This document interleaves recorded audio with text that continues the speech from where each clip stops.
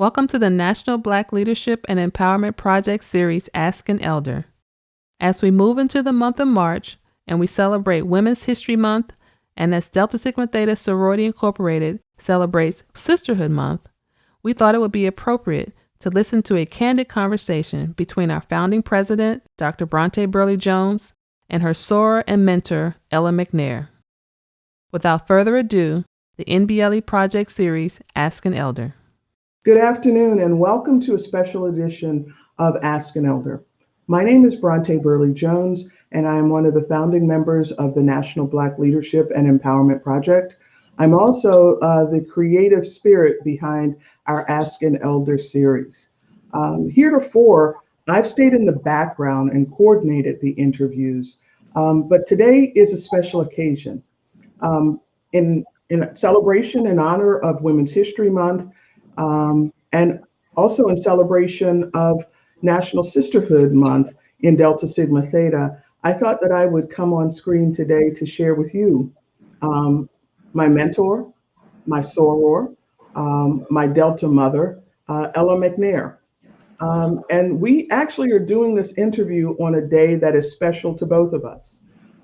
March 4th is actually my Deltaversary. So today I celebrate 32 years in the sisterhood.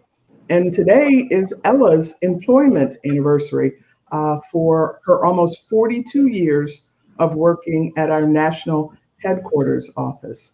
So on a day that is special to both of us, it is my pleasure to introduce to you someone who immediately comes to mind when I think about sisterhood and women's celebration. So with that, Ella, can we just jump into this, LL? Yes, we can. I'm ready. Okay. So, and thank you. Go ahead. And thank you so much, Bronte, Dr. Jones, for having me. Thank you for the kind words and the sisterhood that we've shared. Congratulations on your 32 years. Doesn't seem like it's been that long. I know it's hard to imagine. So Ella, let's start with just talking about your childhood. I know that you're from North Carolina, so why don't you tell me about your family and growing up in North Carolina? Yes, I am a Carolina girl at heart still. I grew up in a small rural area called Hope Mills, North Carolina. At the age of 6, my family moved. My mom did, with 5 children, to the city, Fayetteville, North Carolina. That's Fayetteville, the city? The city. Fayetteville is a city. Okay. Yes. Big step up. But we moved to Fayetteville, and my mother, with her 5 children, pretty much functioned as a single parent. Did a great job, I feel. And so I had an interesting life there. We lived in subsidized housing. My mom did work. We did get aid from the government from time to time, but my mother worked. And I don't remember my mom ever having over one weekend off a month. But that was my childhood. We went to school. We were raised in a very nurturing community. The village concept, which I know we need that back more than ever now among our children and in our African American communities. That helped. Everybody raised everybody, and that was a big help to my mom, and she was a big help to others. I went to high school in Fayetteville, and I left Fayetteville and embarked on a career in college. And I know you know the story, Bronte. I do know the story, but Ella, so tell me about your siblings. Where do you fit into? How many are there, and where do you fit into the clan? Oh, I'm number 4 out of 5. Okay. At this point, there are only 2 of us remaining. Okay. The others have transitioned on, and so has my mom and my dad. Okay. So I'm number 4. Number 3 and number 4 are still remaining. Okay. So that's where I am. Okay. So Ella, a few weeks ago, it may have been a little more than a few weeks ago, I had the pleasure of being with you for your 50th Deltaversary. Okay. I Yes. know that you are a proud initiate of Alpha Mu. And I have to tell you, I was impressed that you had 5 national presidents on the call, but I guess that's because you are Ella McNair. So, can you tell me about how you got to ANT and how you got to know Delta, since we did just celebrate your 50th Delta versary? Oh, thank you for asking. I'm really uh, ready and willing to answer that question. But I, um, I had my Delta anniversary for 50 years. God is good. Um, and I had 5 past national presidents, and all of them couldn't make it on the Zoom meeting. Of course, during the COVID, it was Zoom, but 5 made it. And I served under each one of those presidents at Delta Sigma Theta as a staff member and gave support. And so I was kind of overcome with gratitude that they felt that I made such a difference or enough of a difference to take the time out from their busy schedules to help me celebrate. So Ella's along with being Ella's being modest right now, okay? Uh, because it was a Friday night and they were all there to celebrate somebody that we know is a rock star in the sorority. So I'm sorry, please continue. okay, well, as I said, I was beyond grateful for their presence, in the presence of the sorors and other people who were instrumental in my life, especially my Delta life, um, and my family members who took the time on a Friday night. I probably would have had an issue with that here and there to celebrate. So, um, with that being said, I work with these women. Um, I shared their vision, and they shared mine, obviously, because I was there 42 years. Mhm. And so it's not every day that anyone gets to celebrate 50 years of anything and still be able to tell or talk about it too much. So I'm blessed. I'm blessed to have had that experience. So And talk Bronte, talk about how and you got to A&T. oh, A&T. I know you know that story, but I'm going to tell it anyway because I like to tell it. I like to tell it because A&T was not the choice of school that I wanted to go to. I wanted to go to a small, nurturing school where I felt that I could thrive. I didn't have enough self esteem, I don't think, to want to go to a big school. But my brother, who I just referenced, and he's still with us, number 3, and I'm number 4. He was at A&T, and he was about to graduate. And when the issue came up about going to school, I told him what my thoughts were, and he said I mentioned the school that I had in mind, and he said, "Oh no, you don't want to go there." And I'm like, "Oh, why not? I mean, come on now. I know where I fit in best." He said, "Well, let me tell you something. All the guys at that school are studying to be ministers. What do you think about that?" I thought about it. I said, "Well, no, I don't want to go where everybody's going to be a minister. I mean, what else can you do?" He said, "Nothing." So I said, "Okay, let's scratch that one." And then the issue came up about A&T. I think he didn't want to persuade me either way, but he was looking at where I was headed. My mom, by the way, was working at Fayetteville State Okay. University. She wasn't an administrator or professor. She worked in the dorms. And so she came up with the brilliant idea that she and I could go to the campus every day together from home. We could eat lunch together. I could take a nap in the dorm. And I was like, yay, yay, yay. Mom, this is a great solution. I think I would love that. I'll see you every day. I told my brother. He responded, now you know that's a setup. And I said, oh, really? A setup? He said, what in the world do you think you're gonna do? Everybody on the campus gonna know who you are. They're gonna know everything you're doing. They're gonna tell mom, and it's not gonna be good. It's not gonna be a pleasant experience.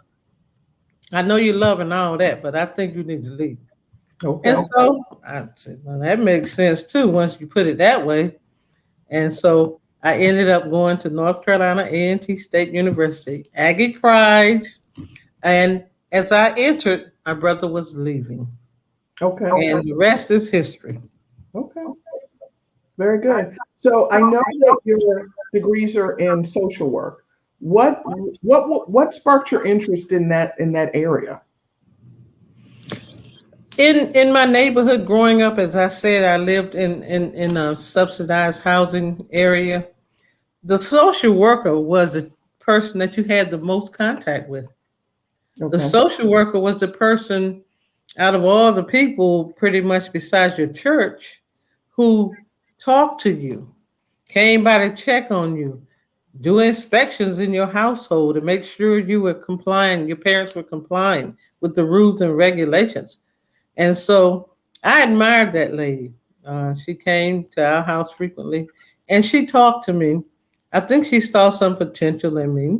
Okay. And I always said I wanted to help people out the way she did because she went out of her way to do more than what was required of that job. And it helped so many people get over a lot of barriers that they had and a lot of things that they just could not do anything about. And she gave you that hope. So Okay. that's why I became a social worker. Okay. So I know that you left A&T and went to WashU to get a master's degree in social work. So when you finished that, or during that process, were you out in the field? Did you do any work in that area? Oh, yes, I did. I immediately started as a freshman, my first year at WashU. Um, I worked in as an intern in public housing. Okay. Now, picture that. That was a passion of mine. And I knew the need was very great in public housing, having been a product of that. Right. And I worked up almost a full time schedule and went to school full time. And a lot of those public houses in projects areas in St. Louis are no longer existent for Okay. various reasons. But yeah, I worked in public housing and I did casework. I Okay. was a caseworker. I was like the lady who came to my house in public housing and encouraged me, um, talk to the residents, listen to their concerns, and did the best I could to help them in their situations and to move them out of those situations. Okay. That's good. That's actually, I don't think I knew that you did casework. So I'm learning something. I'm learning something here. Um, Bronte, can I just say this to you? yeah. I am a caseworker every day. I'm still doing casework. On Yeah. the job, I was a caseworker, Okay. you know, for several people. I didn't realize I was, but on my job at Delta, I think I did a lot of casework. I was approachable. And people would come to me, staff members, with various questions and concerns, not necessarily about the job, but their personal life and their private life and their career goals, and et cetera, et cetera. So my office, I used to say I was the resident doctor, the Okay. psychiatrist, and I was a social worker. Okay. Okay. Well, that's a good segue into how we met. We actually met during my brief 4 years at national headquarters. I came there while I was working on my MBA at American, an institution that you and I share in common. Um, and I often refer to my years at headquarters as some of the most transformative and important years in my life because it was an opportunity for me to see sisterhood in action. And I honestly have to say to you, Ella, and I know you know this, you were a big part of that. Um, Being able to Oh connect boy. with you on a daily basis, and I used to. Ella was on or I guess we consider that the fourth floor. Yeah, Fourth. and I was on the third floor.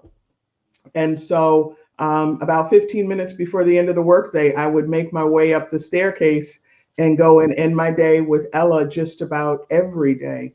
And it was important to me to walk into a building where I saw the portrait of the founders. I mean, as a Black woman, a young Black woman, being able to walk in and see that portrait every day was an important empowerment. And then in the boardroom, you had all the past national presidents on the wall with Sadie T.M. Alexander on the wall by herself.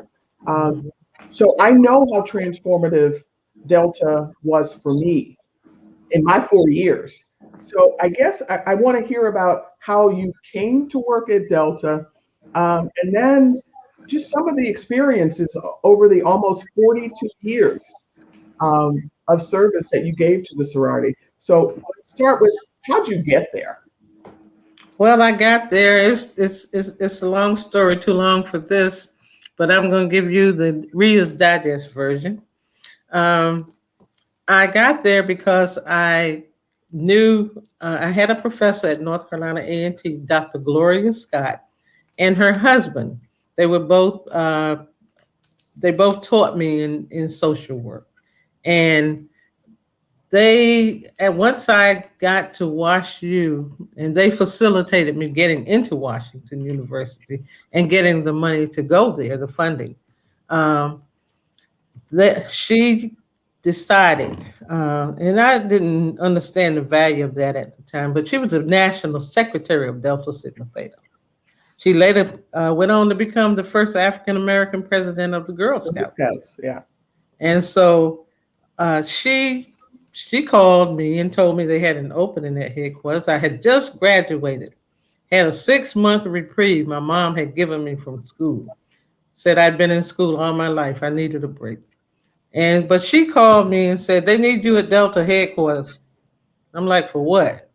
I want to go there, but I just want to go visit. It was a great, grandiose place in my mind. I had never been there. And so I was looking forward to it. She said, no. I'm talking about you going there to do some work. They need some work done. I said, well, I can't do that. I just got out of school. I'm tired of school. I don't want to work anymore. I need a break. And she said, well, the national president and I have talked. And so I think you're a good fit. And so I said, okay, if it's temporary, I will help. Anything for my sorority. Well, shortly thereafter, it wasn't even a day, I got this call from past national president Lillian Pierce Benbow, my hero. I wanted to be Lillian Pierce Benbow when I was in undergrad, real bad. I emulated her. I wanted her glasses, the square glasses that she wore, the presence that she had when she walked into a room and said, "My sisters," and that would just shake me to my core. I'm like, I'm living in Bimbo. So she called me. Can you imagine? I can. Just imagine getting a call from your hero, the woman you admire the most in the world at that time. And she said very sternly to me, Ella McNair, this is Lillian Pierce Benbow. I was like, you gotta be kidding. To myself. I said, hello. And she said, this is Lillian Pierce Benbow. Is this Ella? I said, yes. She said, I need you down at Delta headquarters to do a program for me. And Gloria Scott said that you were an ideal person. So when can you come? I was like, I dare not tell her what I told Gloria about 6-month reprieve.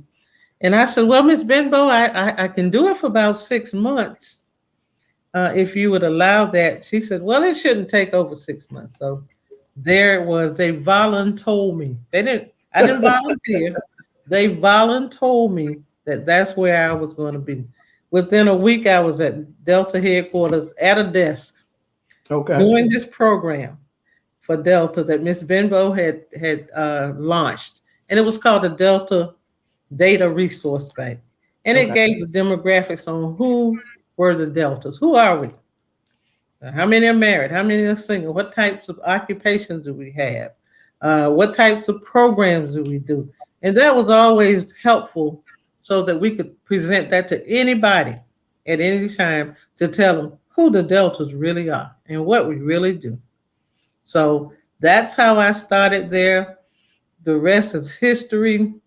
One thing led to another as I learned. And like you, Bronte, I was in awe of the women that came through Delta, the women who had been presidents, the founders. You know, I saw their pictures like you did every day when I entered that building, and I got their energy. I saw visions that presidents had, and I just kept staying. Every time I thought I was ready to go, something else Delta would do would be very visionary, um, things that hadn't been done before, programs and projects and advocacy, and I wanted to be a part of it. Okay. So that 6 months turned into over 41 years. And I can't say that I regret a minute of it. Well, that's so Ella.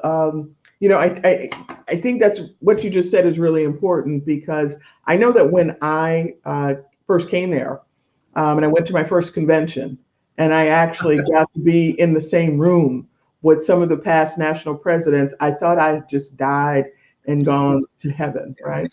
And my first convention was '92 in Baltimore, so I got to meet Cicely Tyson because that's the year she became an honorary member. So you had the opportunity to meet founders, and I would dare say most of the past national presidents. So what was that like for you? Because you actually had the time to form real relationships with people who are icons to the rest of us who read books like In Search of Sisterhood. You know the people who are that make up Yes. those stories. So what was that like? It was, it's hard to describe it because each one of them meant something to me in a special way, probably. But to meet the founders was like, you know, almost going next to going to heaven almost. Um, because they started it all. But the thing about that was, as I met each one of them, I always stayed off to the side. Okay. I let them talk to me pretty much. I never got in their face. I didn't treat them like rock stars.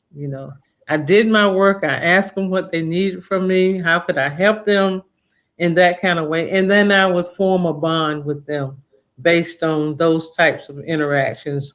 And and they would give me advice, and they would say, "Young lady, you're my go-to person." I'm like, "Oh wow, I need to write that down."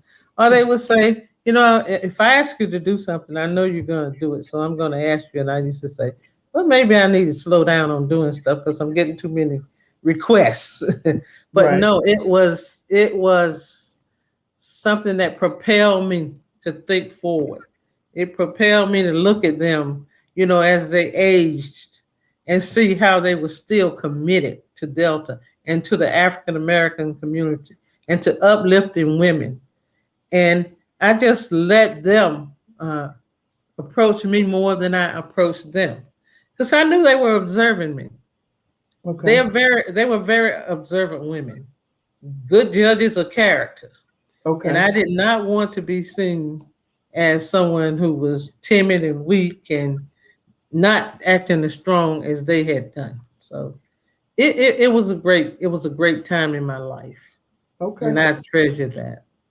So, given your social work background and inclinations, and given some of the work that Delta is known for, I have to imagine that some of our programs, some of our initiatives really resonated with you. Are there any that immediately come to mind as things that you are especially proud that you had some hand in how we tackled certain issues within our community?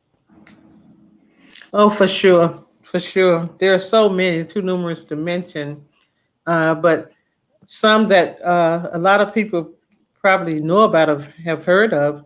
One is Habitat for Humanity. Delta had a partnership with President Jimmy Carter at the time, who was in the lead for that program. Another one was clinical depression and mental illness among African Americans. We need that still. And I would hope Delta still does that in many of its chapters in communities across the nation. But as you know, and I know, in today's world and in our communities with our youth, with our elderly, mental health is an issue that we cannot sit on. And we need to do everything that we can, for treatment, Mhm. counseling, Right. and services, because it's an illness. Just like, if you have a bad heart, that's an illness. Mental health, you have a brain. There is something not right functioning maybe with your brain.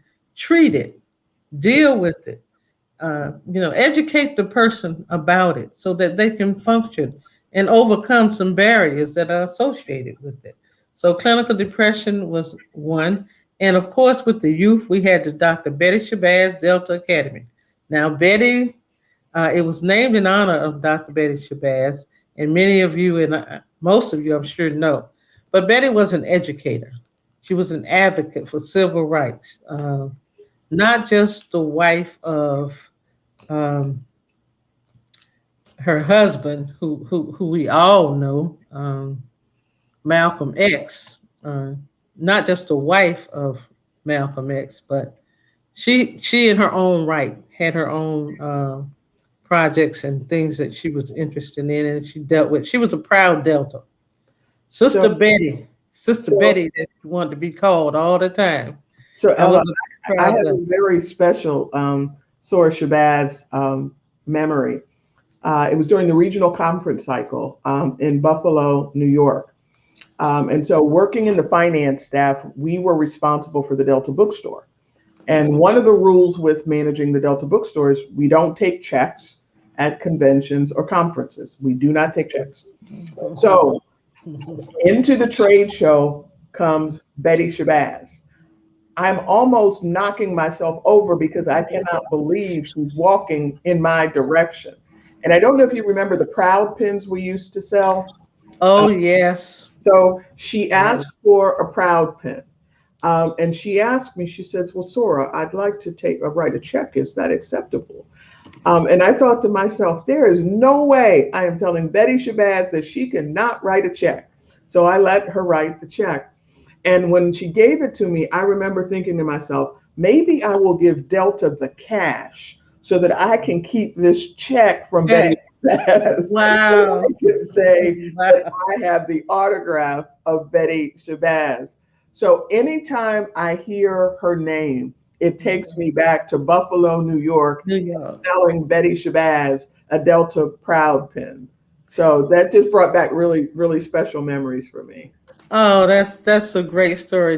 What happened to the check? I gave the check to Delta Sigma You Theta. gave it to Delta. I know they wouldn't turn her down. Sister Betty. But the program is named in her honor, and it's for middle school girls. It was designed initially for low income, below girls who were living below the poverty level, from all types of households and backgrounds, um, who needed mentoring, tutoring, and helping guide them through life and their challenges. So Delta still has that program, and it has been going on for years. We have it every 2 years. We bring some of the women to the national convention, some of the young girls, so that Mhm. they can meet these women that they have read about. Because a lot of women in Delta, people have read about them, young people have read about them, but they've never seen them and never even envisioned them as a real person. Mhm. So they come and they have a convention parallel with Delta's convention so that they can get the flavor of what it is to be a black woman trying to make change, and black women who have overcome obstacles, many of us, and have gone forward to be productive citizens. And so that program really resonates with me, as well as the Delta Gyms. And I must say, the young women who were in the Betty Shabazz Academy were middle school. Mhm. When the program ended or they left middle school, they didn't want to leave the program. They still want Delta to have programs for them and to keep them, keep them around them and expose them to things. So Then became another program called the Delta Gems, and it's for high school girls primarily entering into the high school level. And GEMS means growing. It's an acronym for growing and empowering myself successfully. It's a very successful program. These young women too, the GEMS, are are being taught. They have been I guess, guided.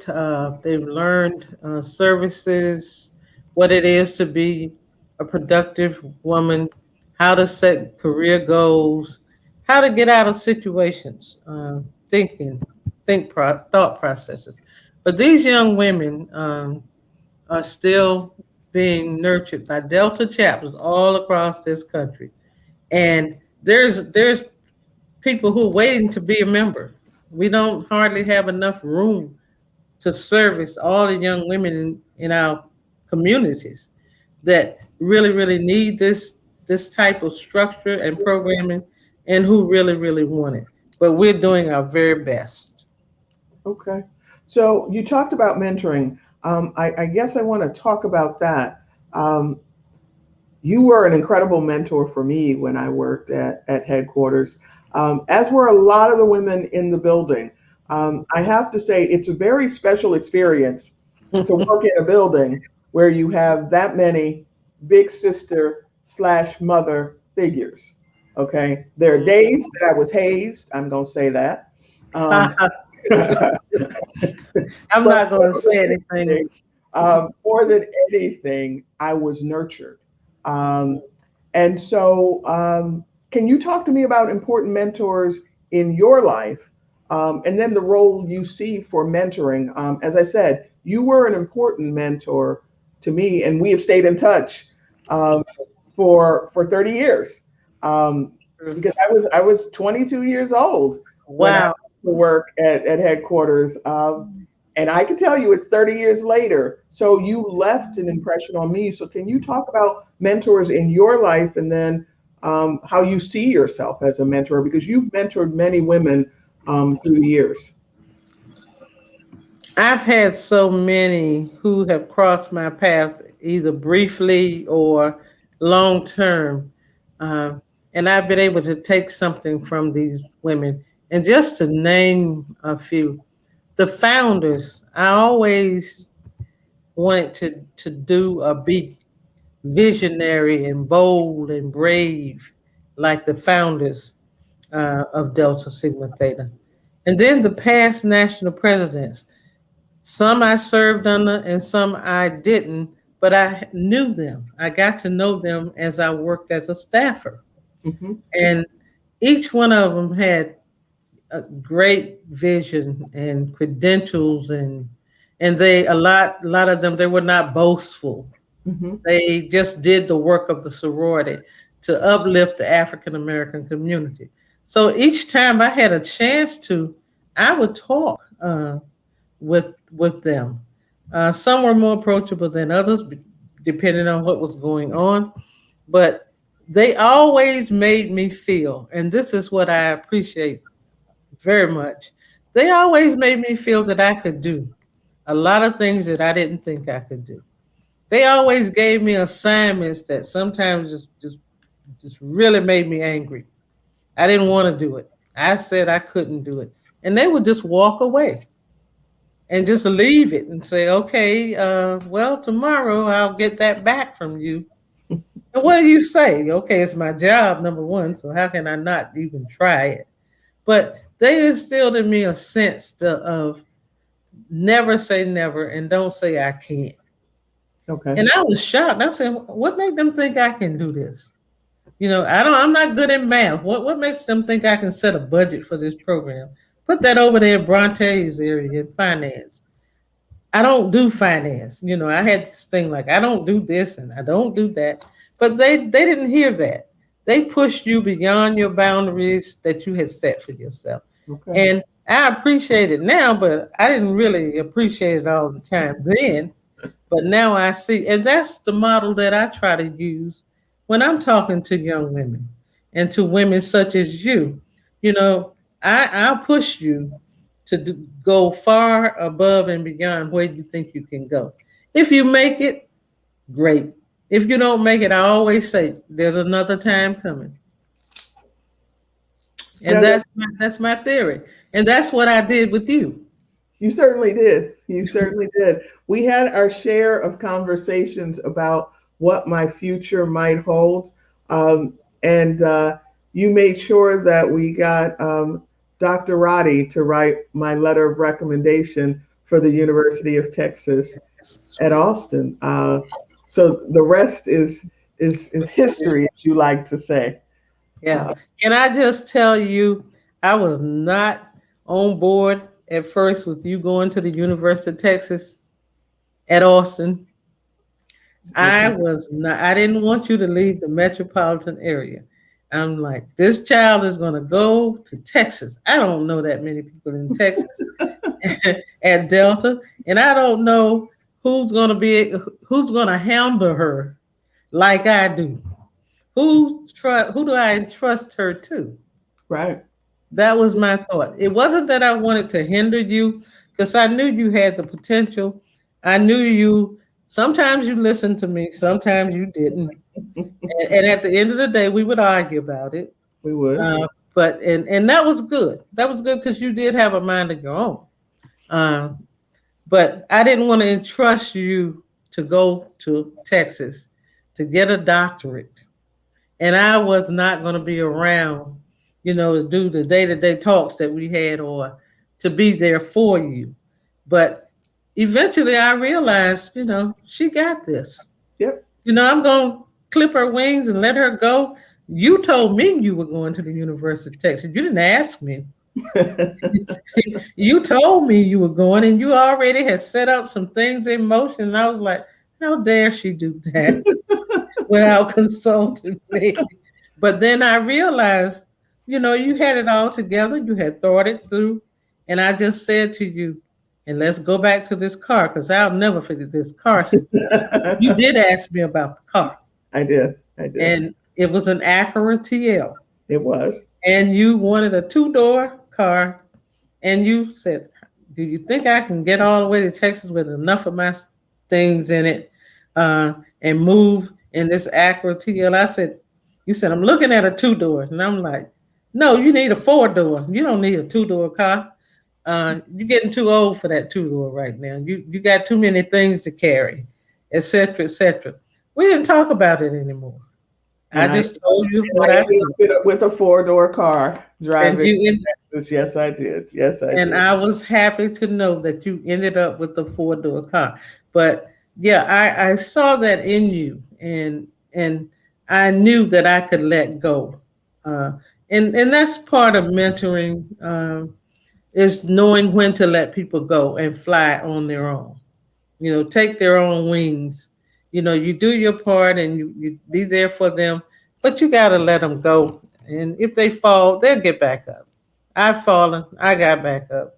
So I know, you can make decisions that are not necessarily good, but you rectify those as you go along. You live and you learn. That's it in a nutshell.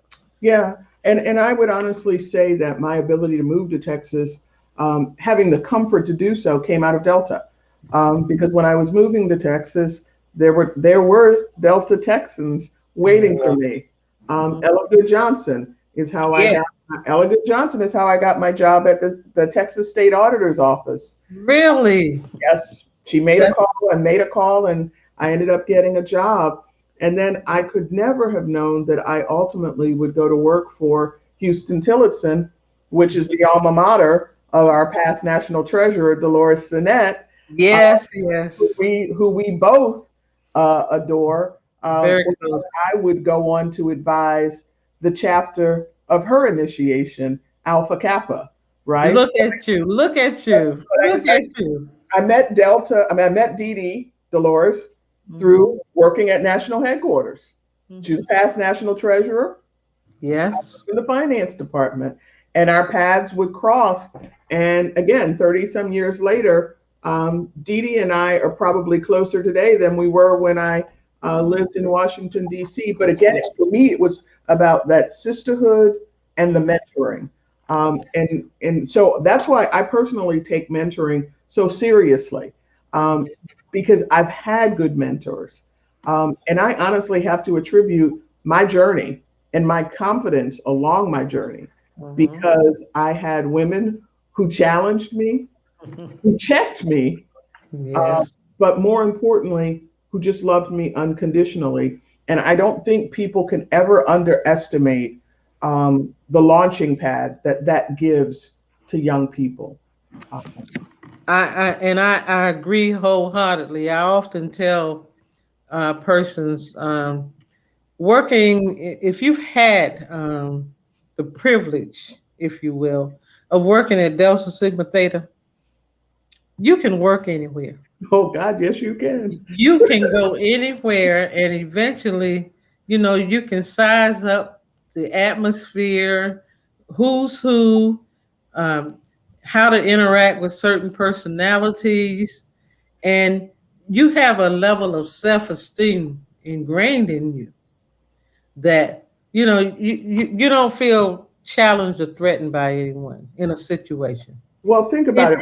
Where else can you go and be around that many accomplished, powerful women? And that could happen at the Zeta headquarters. It could happen at the AK headquarters. So I'm not Yes, suggesting that it couldn't happen in other yes, orgs, but organization. the number of organizations where you get to be around that many powerful, well-educated women who are committed to a life of service. I mean, it's I don't know where else you could go. I go some in some areas. I go to my church. The church, if you actively involved in church affairs. You can get it there sometimes, but again, the network across the nation and internationally. I've had the fortune of going to many countries that I never would have gone to mhm. had I not been a staffer at Delta. I've had the fortune of going to Africa, you know, Jamaica, all of the Caribbean, all of those places. And I never would have had that had I not worked at Delta. But that's the expanse of Delta. And as you said, all of the women's organizations probably would write the same story that we're writing if you were there. Um, but I always have felt like at WashU, Bronte, if you indulge me, when I went to WashU, I had never been in a predominantly white environment. Mhm. I came from an HBCU. There were no whites there at North Carolina A&T. There were a few exchange students from Wisconsin, I think, but they were there for a semester or whatever. But they didn't really blend in that much with the student body. Um, when I got there, I had to learn how to fit in, and I wasn't a big fitter in person. I had to learn how to be diplomatic, to educate folks when they were not quite there yet, and also do my work. And that was a lesson that I will never ever would never trade for anything else, because uh, my experience at A&T, Mhm. the the professors were very vested in the students. If you miss class 2 or 3 times, they may call you and ask you, "Where were you? Right. Why are you not here?" They would try to help you. Most of them went out of their way to make sure you would succeed if you tried. So they would give up on you sometimes when they realized there was no hope, probably, but they tried. And so they instilled in us a feeling that we could do anything, go anywhere, be whatever we wanted to be. They never gave you the impression that you could not be just as good as or as better. So when I got to WashU, I wasn't low on self-esteem, and that's how I made it there, Okay. because it was a whole new culture for me. But I went around the campus and I did my work, and I said, if I do my work, I mean, what can they do? And so I began to fit in, and so did a lot of other African American students. This was new territory for us, but we had that self esteem and that confidence and that nurturing we had received at an HBCU that sustained us, and we made it.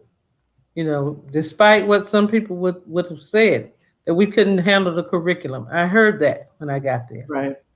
We all succeeded. Well, that's good. They were from many schools. They weren't just North Carolina A&T. There were a few other schools, like Tuskegee had a couple of people. Tougaloo College had people. So we had that instilled in us, and that's what we all had in common. Okay. So Ella, why don't we? What inspires you? What keeps you charged? What keeps you going? Because you're now retired, and half the time I'm calling you, I can't reach you because you're out taking care of something, right? So what keeps you energized? And when you need to recharge, what does that look like? One thing that keeps me energized probably is still being involved in, but not at the magnitude, of course, that I was before I quote unquote retired. Um, but still being involved and seeing a situation and seeing how I can make a difference, or how can I help. Um, and that keeps me going. I always have a project going on. I volunteer. I've narrowed that down. I did learn my lesson, not overextend myself, because I am, moving on in age, and I need to enjoy some of the retirement years that I have. But meeting unmet needs and staying active and involved in affairs, current affairs, politics, advocacy. I love that. That makes my heart beat, and so I just can't resist the opportunity to jump in and help out with organizations and agencies when I'm asked to do so. And as I said, I've cut back tremendously, but that's what drives me. And my own family, my community, there are needs that need to be met there, and I want to do my part. That's what I want, and I always tell people just do your part, because that's what will get you through. So that's what gives me the energy. I'm not gonna say I don't get tired. I'm not gonna say that I want to quit sometimes and say forget that. I don't have to do that anymore. I did that for 40 some years. I ain't got to do this no more. Every now and then I get that Ella attitude going, but then I get back in the mix. And another thing that I've realized is that life just can't be on one track. And no one is going to judge you or should not judge you. And you shouldn't judge yourself for wanting to do things that bring you a lot of joy that have nothing to do with work. Hmm. If I had it to do over again, I may not have worked as much as I did. I would have given some more attention to some personal things in life that I probably would have done. I have no children, but I do have a lot of children. You So have a lot of children. that was meant to be that way, and I'm fine with that. But just enjoy the things in life that give you joy. And I'm working toward a time when everything I do in life for myself brings me joy. And I heard that from Maya Angelou. She was speaking one day, and she said, "I'm working toward a time when everything I do brings me joy." I'm at that point. Okay. And when I say joy, as you well know, I love music. Yep. I love to dance. Most Yep. people don't believe that, but I do. I know that. And I take every advantage that I can, to enjoy the little things in life, music and dance. I like to collect art. I'm an art collector, and my home is adorned with art, and it brings me joy each time I look at a certain piece. It speaks to me. Okay. And so that's what I would do. And I would caution every person, young person coming up, get yourself a good balance in your life and do the joyful things as well as the things that uplift others. Okay. And Well, I think you do. I've been entertained at your house uh, several occasions, and I've had a great time. You're a great hostess. oh yeah. Not that anybody would think you were right off the bat, but then I'm like, wow, she knows how to set this up, and she knows how to serve, what glass to serve this in, what plate to put that on. I never would tell you how proud I was. But I would watch you and say, oh boy, I can't wait to get back to Bronte's again, again, again. So Well, thank you so much, Bronte. And in this month of Sisterhood Month, every month is Sisterhood Month in Delta and among African American women and women in general. We should always strive to be sisterly and sisters to each other. right. And Ella, I want to thank you for taking time to have this conversation with me. You have been important in my life since I was coming out of undergrad and trying to figure out what my next move is. And you have been a part of every important step in my life. Wow. And so it's meaningful to me that we share a very important date in time. Yes. And I don't know that I realized that March 4th meant something quite so significant to both of us, but it doesn't surprise me. So mentee to mentor, thank you for everything. And I hope I continue to make you proud. Well, you have made me proud. I can't say enough. I do brag about you from time to time. I brag about you too. I will reveal that. The one thing that I do talk about, I'm always I'm like, Bronte makes so much more money than I made.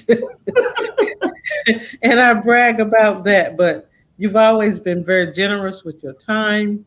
You've been always very, very kind to me, appreciative. I appreciate you because you pushed me to boundaries that I didn't know that I had. And you made me think, and trust your judgment. And I do that now better with younger women coming up. I trusted your judgment and you did great. You worked wonders with very little, help a lot of times. And you made things happen and you still are making things happen and making me proud and making me happy to see that, you have a servant's heart. You have a servant's heart. You have a tough exterior sometimes, but you have a servant's heart. And that's very important as well. So Okay. thank you. Thank you for having me. Thank you for having this series, Bronte. See, I Well, told you, you have a servant's heart. I This think is an excellent idea. I think the series is important. This series is excellent. I think the intergenerational conversations that we used to have, we've lost those along the way. And every now and again, it's just important to sit down with a good elder and have a good conversation. So I think with that, we will conclude this session and just know that I love you. I love you too, my sister. All Happy right. Sisterhood Month. That wraps our session. Thank you, everyone. This message has been brought to you by the National Black Leadership and Empowerment Project.